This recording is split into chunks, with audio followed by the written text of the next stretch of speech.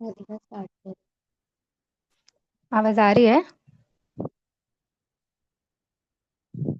Hello. Hello. दीदी आवाज आ रही है? ओके हाँ। राधिका, आ ठीक है। रही है। शुरू करना है।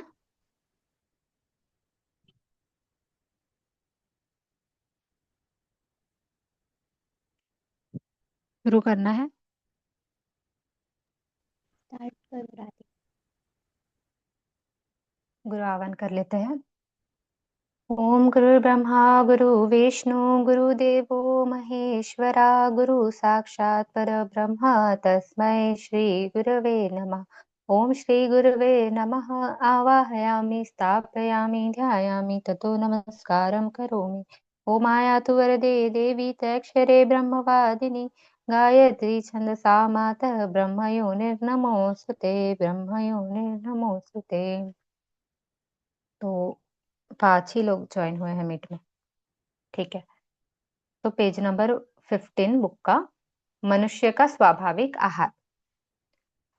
तो गुरुदेव इस पैराग्राफ में हमें बताएंगे कि क्या है मनुष्य का स्वाभाविक आहार, यानी हमारा नेचुरल फूड कौन सा है, ये गुरुदेव या नेचुरल डाइट कौन सी है हमारी, ये गुरुदेव ने इस पार्ट में दिया है। एक विनोदी लेखक ने एक बार लिखा था कि परमात्मा मनुष्य के लिए कोई विशेष विशेष भोजन बनाना भूल गया, इसलिए उसे आहार के चुनाव में इतना सोच विचार करना पड़ा है। और संसार के विभिन्न देशों में एक नहीं सैकड़ों प्रकार की भोजन विधियां पाई जाती है। यानी इस पूरे संसार में हर एक कोने पर आप देखेंगे तो अलग अलग प्रकार के भोजन, अलग अलग प्रकार की खाद्य पदार्थ हमें मिलते हैं। उनका कहना था कि भगवान ने जिस प्रकार पशुओं के लिए घास पत्तियां आदि, पक्षियों के लिए जंगली फल, कीड़े मकोड़ों के लिए जंगली पौधों के दाने आदि बना दिए हैं, उसी तरह मनुष्य के लिए एक पदार्थ नियत नहीं बनाया, उसे वह बिना सोच विचार के स्वाभाविक रूप में खा लिया करे। तो जैसे पशु पक्षियों के लिए जंगली फल और कीड़े मकोड़ों के लिए जंगली पौधे, पौधों के दाने, और जिस प्रकार पशुओं के लिए घास पत्तियां बनाई हैं भगवान ने, वैसे मनुष्य के लिए ऐसा कुछ नहीं बनाया जिससे वो नेचुरली खा सके। अन्य प्राणियों के लिए भोजन नियत होने से वह सदैव उसी को खाते रहते हैं, जिससे उनका स्वास्थ्य प्रायः ठीक रहता है और कभी बीमार होने की नौबत नहीं आती। जो पशु बीमार पड़ते हैं और जिनके लिए पशु अस्पताल खोले गए हैं, वे भी मनुष्य के वश में रहते हैं, और उन्हें वह अपने सामान ही चाहे जो स्वाभाविक अस्वाभाविक पदार्थ खाने को बाध्य करता है। तो जो पशु पक्षियां हैं उनके लिए एक साधारण सिंगल सोर्स बना दिया है भगवान ने भोजन का। वो उसे खाते हैं और अपना जीवन चलाते हैं, और इस वजह से वो नियमित खाने की वजह से वो कभी बीमार नहीं पड़ते। पर जो पशु बीमार पड़ते हैं वो मनुष्य के अंडर में रहते हैं, और मनुष्य उनको अपने हिसाब से स्वाभाविक और अस्वाभाविक कोई भी पदार्थ खिलाता रहता है, इस वजह से वो बीमार पड़ जाते हैं। इस संबंध में अब तक आहार विज्ञान के वेत्ताओं ने बहुत कुछ विचार किया है, और मनुष्य के दांतों एवं पाचन यंत्र की पूरी तरह से परीक्षा करने के पश्चात वे इस नतीजे पर पहुंचे हैं कि मनुष्य का स्वाभाविक आहार मधुर फल ही है। तो बहुत सारे टेस्ट करने के बाद, और मनुष्य किन टाइप की चीजें चबा सकता है, और मनुष्य का जो पाचन तंत्र है वो कौन से खाद्य पदार्थ पचा सकता है, इस सब की स्टडी करने के बाद पता चला है कि जो हमारा स्वाभाविक आहार है वो मधुर फल है, यानी फ्रूट्स है। फलों में मनुष्य को वे सब तत्व मिल सकते हैं जिनकी मानव शरीर के निर्वाह के लिए आवश्यकता होती है। फलों में विटामिन और क्षार भी पर्याप्त परिमाण में पाए जाते हैं, जिनसे स्वास्थ्य मजबूत रहने में सहायता मिलती है। तो गुरुदेव कहते हैं कि फलों में विटामिन और मिनरल्स भरपूर मात्रा में पाए जाते हैं, जिससे हमारा स्वास्थ्य मजबूत बना रहता है। पर फलों में एक कठिनाई यह है कि वे सब मौसमी में सुविधानुसार उत्पन्न नहीं होते। वे सब मौसमों में सुविधानुसार उत्पन्न नहीं होते, और उनको ज्यादा दिन तक रखा नहीं जा सकता। इसलिए दूसरे नंबर पर लोगों ने कड़े छिलके वाले सूखे फल का प्रयोग बतलाया, जैसे नारियल, बादाम, मूंगफली, काजू, छुआरा, अखरोट आदि। पर ये हर स्थान और आब हवा में पैदा नहीं हो सकते, इसलिए तीसरे नंबर तरह तरह के बीजों को दिया गया है, अर्थात अनाज, जिनको खेती करके बड़े प्रमाण में इकट्ठा करके रखा जा सकता है और बहुत दिनों तक आवश्यकता अनुसार काम में लाया जा सकता है। तो सबसे पहले गुरुदेव ने नंबर 1 प्रायोरिटी में हमें बताया है कि जो मधुर फल होते हैं वो, उसमें सारे विटामिन और मिनरल्स हमें मिल सकते हैं और ये हमारा स्वाभाविक आहार है। पर इसमें प्रॉब्लम ये है कि वो हर मौसम में हमें नहीं मिल सकते और हम इन्हें ज्यादा दिन तक स्टोर करके नहीं रख सकते।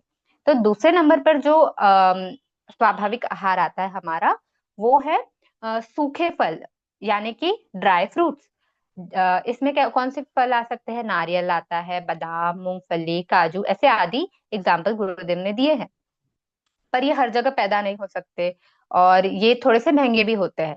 तो तीसरे नंबर पर गुरुदेव ने बताया है तरह तरह के बीज, यानी कि अनाज, जिनको हम बड़े प्रमाण में उगा सकते हैं और इन्हें हम लंबे समय तक स्टोर करके रख सकते हैं। तो ये तीनों प्रकार के खाद्य पदार्थ उत्तरोत्तर एक दूसरे से उतर कर है, यानी अर्थात ताजा रसीले फल मिल सके तो वे सर्वोत्तम है। फलों का अभाव होने पर मेवा कहे जाने वाले सूखे फल उपयोगी है, और जिनका मेवा नहीं मिल सकता ऐसे सामान्य और जिनको मेवा नहीं मिल सकता ऐसे सामान्य लोग अनाजों से भी काम चला सकते हैं। तो अल्टरनेटिव दिया है गुरुदेव ने कि सबसे बेस्ट कौन सा है, तो वो है हमारे फल, सबसे बेस्ट। फिर दूसरे नंबर पर हम अगर वो भी हम स्टोर नहीं कर सकते तो हम क्या यूज कर सकते हैं? दूसरा मेवा जो है सूखे फल, ड्राई फ्रूट्स।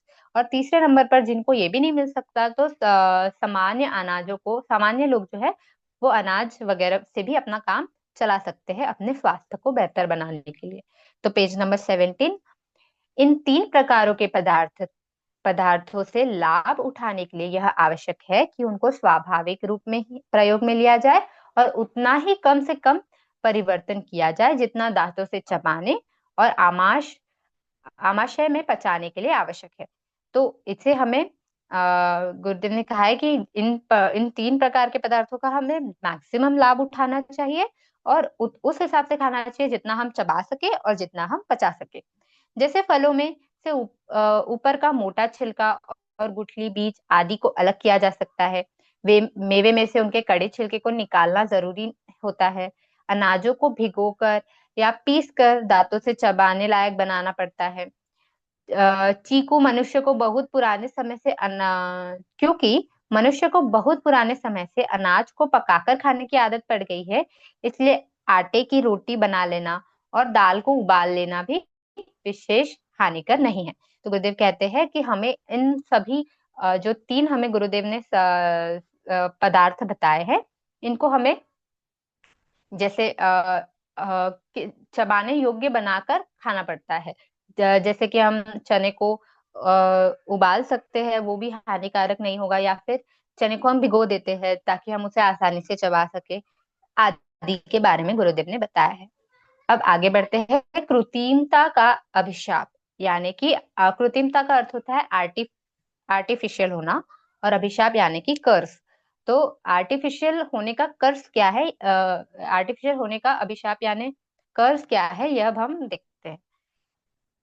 पर इतने से मनुष्य को संतोष कहाँ होता है। आरंभिक स्वास्थ्य में वह इस प्रकार की पक्की हुई रोटी को ही बहुत बढ़िया चीज मानता था।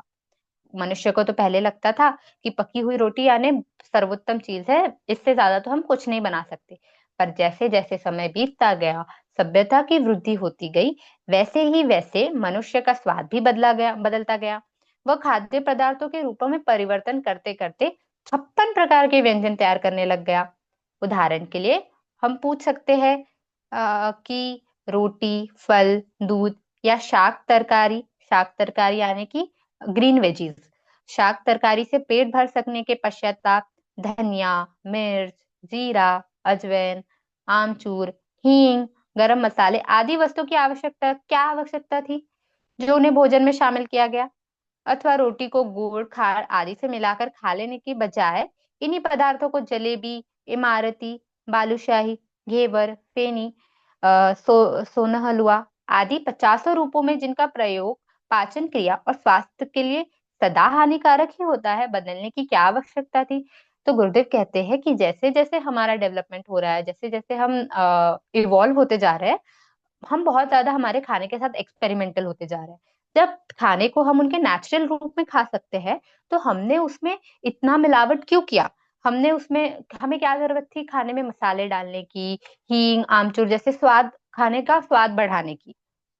इसकी हमें कोई आवश्यकता नहीं थी, फिर भी मनुष्य ने ये सब किया। उसने सिंपल खाना, नेचुरली अवेलेबल खाना छोड़कर 56 प्रकार के व्यंजन क्यों क्यों तैयार किए? जब जब हम रोटी को गुड़ और खार के साथ आसानी से खा सकते थे, फिर मनुष्य ने जलेबी, इमरती जैसा विष क्यों बनाया, जो स्वास्थ्य के लिए इतना ज्यादा हानिकारक है और कोई स्वास्थ्य के लाभ में काम नहीं करता? इसका कारण यह है कि मनुष्य की जो बुद्धि, उसकी शक्ति, साधनों और प्रभाव को बढ़ाती जाती है, वही तरह तरह की खुराफातों का सोचने का काम भी करती रहती है। ये जो हमारा माइंड है, ये तरह तरह के खुरापाती ख्याल बनाते रहता है। जिस प्रकार मनुष्य ने सहयोग और संगठन की वृद्धि करके प्रभावशाली समाज का निर्माण किया, उसी प्रकार लूटमार, चोरी, डाक, ठगी के नए नए ढंग निकालकर बुराइयां भी कम पैदा नहीं की है। तो गुरुदेव ने इसको समझाने के लिए एक एग्जाम्पल दिया है कि जैसे हमने इतना प्रभावशाली और इतना अच्छा समाज का निर्माण किया है, तो इसी के साथ साथ हम लूटमार, चोरी और डाक में भी कमी नहीं की है। इंसानों ने इन चीजों पे भी अपना दिमाग लगाने की। इसी प्रकार यही दशा आहार के क्षेत्र में भी हुई है। मनुष्य ने प्राकृतिक दुर्घटनाओं जैसे अवर्षा, अतिवर्षा, सूखा और विपर्य आदि से बचने के लिए तरह तरह के अनाजों और मेवे आदि की खोज की और उत्पत्ति को खूब बढ़ाया। पर साथ ही जिह्वा को नए नए स्वाद देने के लालच में पड़कर इन चीजों का यहाँ तक रूपांतर किया कि रस में भी विष मिला दिया। तो अपनी ये जो जिह्वा है, उसको स्वाद देने के लिए गुरुदेव कहते हैं कि अपनी जिह्वा को स्वाद देने के लिए हमने खाने को पूरा विष की तरह बना दिया। उसमें इतने एक्सपेरिमेंट किए। शायद पाठक इसे अत्युक्त कहेंगे, पर क्या वे नहीं जानते कि लाइम जूस, मिठाई, खोचा आदि में प्रायः आकर्षक लगने के ख्याल से ऐसे रंग मिला दिए हैं जिनसे आदमी बीमारी नहीं होता, मर भी जाता है। तो गुरुदेव ने यहाँ लाइम जूस, मिठाई और खोचा के एग्जाम्पल दिए हैं जिसमें मिलावट करके आदमी सिर्फ बीमार नहीं होता, मर भी जाता है। जैसे कि आजकल हर चीज में हमें अडल्टरेशन मिलती है। अडल्टरेशन जो एक क्राइम है, यानी कि चीजों में कुछ भी मिला देना। एग्जाम्पल के लिए दूध में पानी मिला देना। और ये भी पता चला है कि जो मिर्च मिर्च पाउडर होता है, उसमें ब्रिक पाउडर यानी कि ईटे ईटे का चूरा मिला देते हैं लोग, ताकि वो ज्यादा बना सके, उनको प्रॉफिट हो। पर ये नहीं देखते कि उस वजह से कितने लोगों का नुकसान हो रहा है। तो अडल्टरेशन इन टाइप की चीजों में बहुत ज्यादा मिलती है। तो आप चाहे जब अखबारों में ऐसी खबर पढ़ सकते हैं कि अमुक जगह आइसक्रीम खाने से 40 बच्चे बीमार हो गए, फलाना शहर में दावत खाने के बाद 100 लोगों की हालत खराब हो गई, जिसमें से कई अस्पताल में मर भी गए। रंगीन लाइम जूस खाकर कितने बच्चे बीमार हो जाते हैं, और मिलावटी पदार्थों से बने खोचे से लोगों के मुंह में छाले पड़ जाते हैं जो बरसों तक ठीक नहीं होते। तो गुरुदेव ने यहाँ 2-3 एग्जाम्पल दिए हैं कि मिलावटी खाने की वजह से हमें आ, कितनी ज्यादा स्वास्थ्य को तकलीफ होती है, और उस वजह से कितने लोग मरे भी हैं। कहीं कहीं कहीं तो हमने जलेबी आदि में इतना अधिक रंग मिलाते देखा है कि उसे बनते देखकर घृणा होने लगती है। तो गुरुदेव कहते हैं कि उन्होंने जलेबी में रंग मिलाते हुए देखा है और उन्हें देखकर घृणा होने लगी। तो ये सिर्फ जलेबी में नहीं, अगर हम स्ट्रीट फूड भी जाके देखें कि वो कैसे बनाते हैं, तो पता चलता है कि उसमें इतनी ज्यादा मिलावटें हो रखी है और इतने अनहाइजीनिक होकर वो खाने को, और वो जो स्ट्रीट फूड का सामान है वो बनाते हैं। तो यदि यह कहा जाए कि मसालों आदि का प्रयोग भोजन को पचाने में सहायक होता है और भूनने तलने से स्वाद बढ़ जाता है, तो यह निरर्थक दलील है। तो गुरुदेव कहते हैं कि हम अगर कह रहे हैं कि हाँ, हम तो खाने को भूनते हैं, तलते हैं, तो खाने का तो स्वाद बढ़ जाता है, तो ये बहुत ही ज्यादा बेसलेस एक्सक्यूज है। ये एक्सक्यूज तो आप खुद को दो ही मत, ऐसा गुरुदेव कहते हैं। यो मनुष्य अपनी आदत को बिगाड़ कर चाहे जो खा पी सकता है। नशे के पदार्थ, तंबाकू, अफीम, शराब में कौन कौन सा स्वाद होता है, पर जिन लोगों को इसका व्यसन लग जाता है, उनको ये कड़वी और तीखी चीजें भी अमृत की तरह लगने पड़ती है। यानी कि शराब बहुत ज्यादा कड़वी होती है, ऐसा कहते हैं। तंबाकू का स्वाद बहुत ही ज्यादा, जो जो इंसान उसे पहली बार चखेगा उसको बहुत ज्यादा खराब लगेगा। पर जिस इंसान को उसका उसका व्यसन लग गया, उसको वो अमृत की तरह मीठी लगती है। तो यही हाल गुरुदेव ने बताया है कि मसालों और पकवान आदि का भी है। हम भी उसी के ही नशे में है कहीं ना कहीं, क्योंकि हमें तो लगता है वो टेस्टी है, पर असलियत में उसमें कितना ज्यादा वो वह कितना बड़ा विष है हमारे स्वास्थ्य के लिए। दुनिया के अन्य देशों और करोड़ों निवासी बिन मसाले का भोजन खाकर इतना आनंद उपलब्ध करते हैं, वो क्या मूर्ख हैं? तो गुरुदेव कहते हैं कि जो फॉरेन कंट्रीज है, वहां वो लोग जैसे उबाल कर खाना खाते हैं, वो लोग हमारी तरह तला भुना मसाला यूज नहीं करते। तो वो लोग क्या मूर्ख है? जैसे इंडिया जो है, इंडियन जो फूड होता है वो स्पाइसेस के नाम से जाना जाता है और उनके मसालों के नाम से जाना जाता है। और बाहर का जो भी फूड है वो उबालने और उसका जो रॉ एग्जिस्टेंस है, रॉ रॉ वे में वो नेचर में जैसा पैदा हुआ है, उसको उबाल कर खाने का चलन बाकी देशों में है। तो जो बाकी देश वाले खा रहे हैं वो क्या मूर्ख है?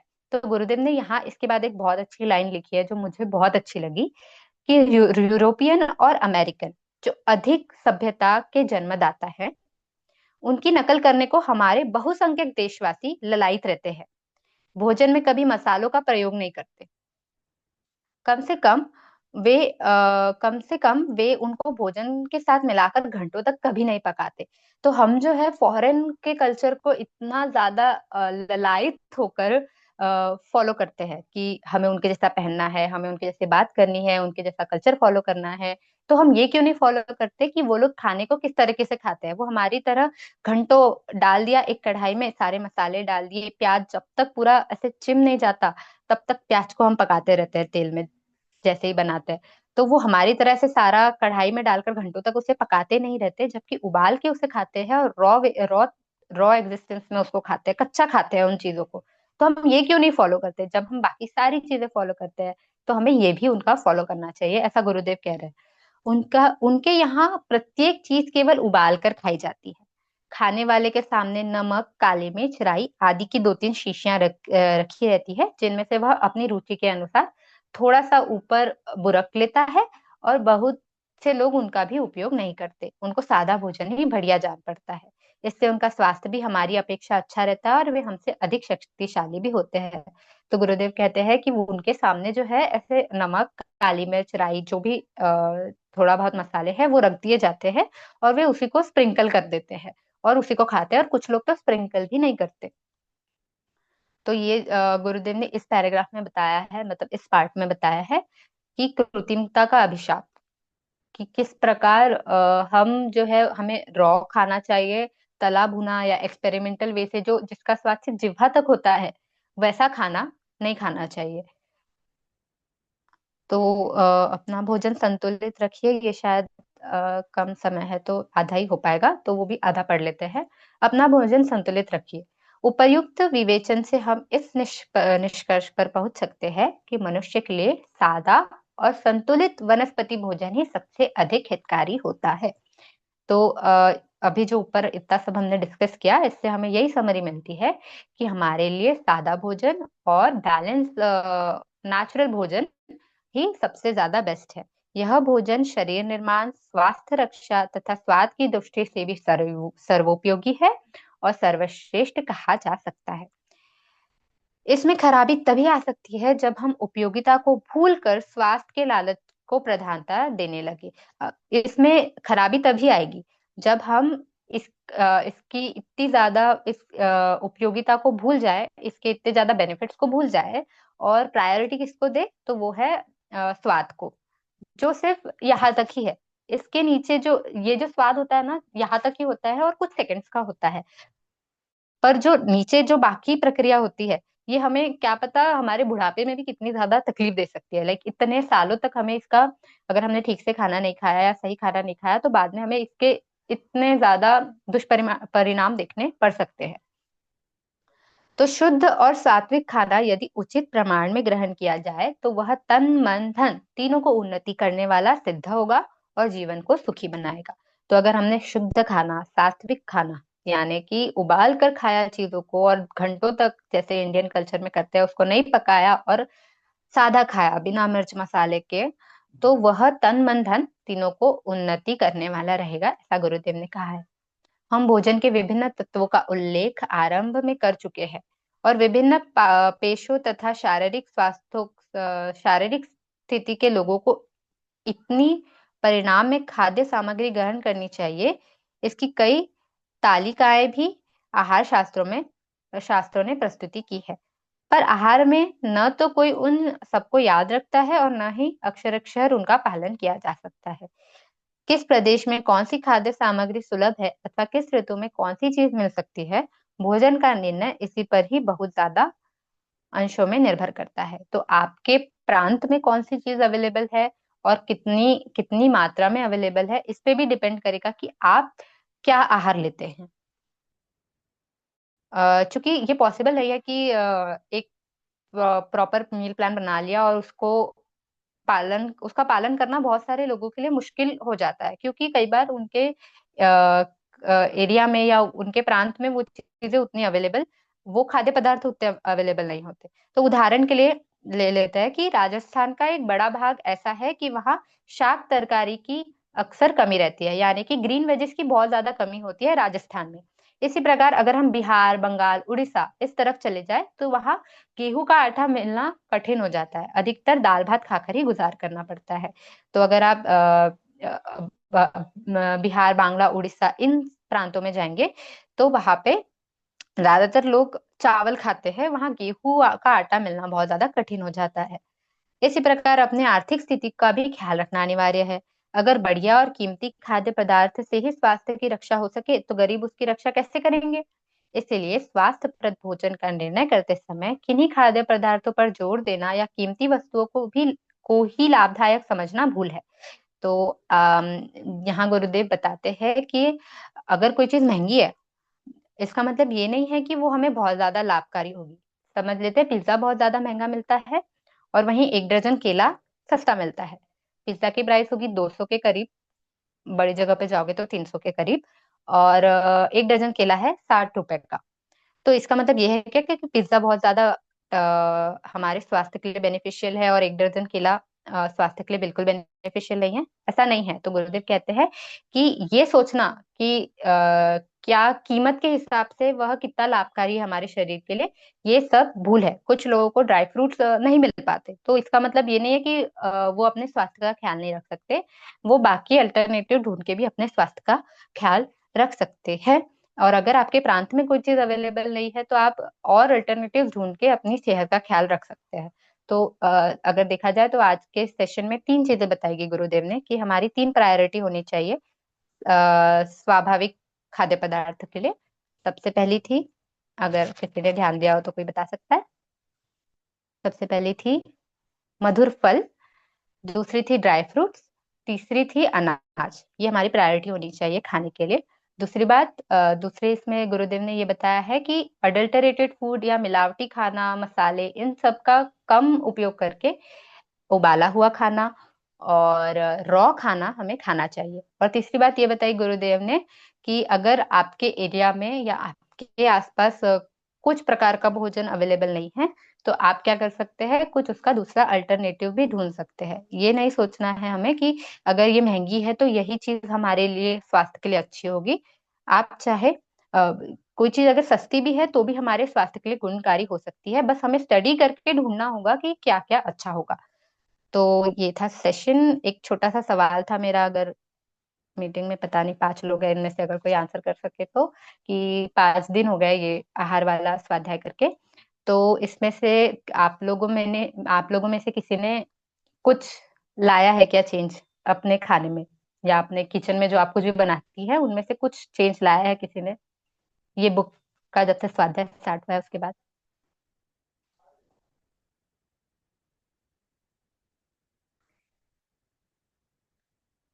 ठीक है, कोई बात नहीं। किसी को कोई सवाल है?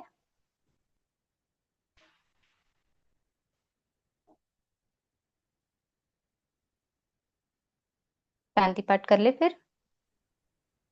बहुत अच्छा स्वाध्याय लिया राधिका तुमने। एकदम एकदम क्या एक्सप्लेन किया है। हर एक कंसेप्ट तुमने क्लियर किया है अच्छे से। तो मुझे तो अच्छा लगा। किसी को कुछ इसमें ऐड करना है तो प्लीज आप बताइए।